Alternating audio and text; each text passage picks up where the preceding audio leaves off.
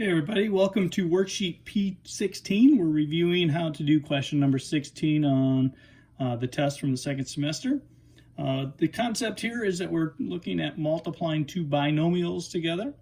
Remember what we do is we use the concept called double distributive here. Double distributive.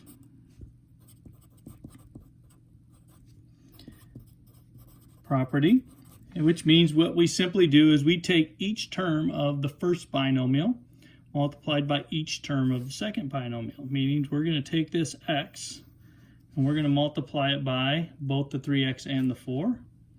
We're going to multiply the 7 by both the 3x and the 4. And when we do that, we're going to get 4 answers. Okay, now those answers are going to have plus or minus signs in between them. In this case, we end up with x times 3x is 3x squared. X times 4x is a positive 4x, so we include the plus sign in between.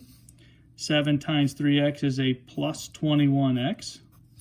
And 7 times 4 is a positive 28. So everything's got plus or minus signs. In this case, always pluses because everything's positive. But once we're done doing our 4 multiplications, the last thing we do is we go back and look for, are there any like terms? And of course, the 4x and the 21x are like terms here. And so we're going to put those guys together. 3x squared doesn't have anything combined with. The 4x and the 21x make the 25x, and of course the 28 has nothing combined with. So our final answer is 3x squared plus 25x plus 28. When we move on to the second question, of course we're going to do exactly the same thing. The first term is going to multiply by both terms of the second binomial. So the 2n's going to multiply by n, the 2n's going to multiply by 5.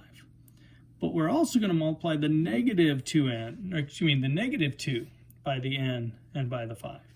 And so we're going to end up with 4 multiplications there. 2n times n, 2n squared, 2n times 5, positive 10n. Negative 2 times n is negative 2n. And last but not least, and be careful with signs here, negative 2 times positive 5 is negative 10. Combining like terms, 2n squared plus 8n minus 10. Here's our answer. And quickly doing number 3, just using the same concept, multiplying first term by both terms, multiplying the second term by both terms, we end up with 5k squared minus 30k, careful with signs there, plus 2k minus 12.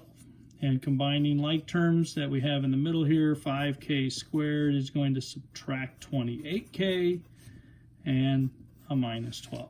So careful with signs and you should be okay here. There's our final result. Now one of the unusual things is what happens if we have a binomial that is being squared. Well, we have a tendency to make some decisions in our multiplications here where we only end up doing 2 multiplications. That's not appropriate. We need to do 4 multiplications. And so the easiest way to not make that mistake is to write it twice, because then we're just going to follow the same rules we just talked about and use our double distributive concept.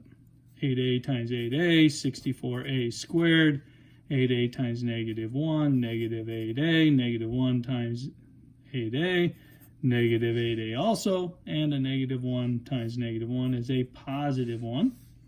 And combining our like terms, we end up with 64a squared minus 16a plus 1. And number 5, just remember, write it twice.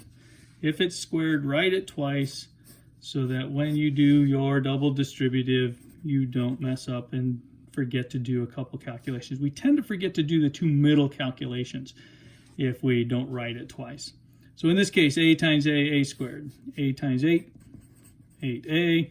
8 times a, 8a. 8 times 8 plus 64. And combining our 8a's together, we end up with 16a in the middle. A squared plus 16a plus 64. Forgot to circle my answer up here, but you got the concept.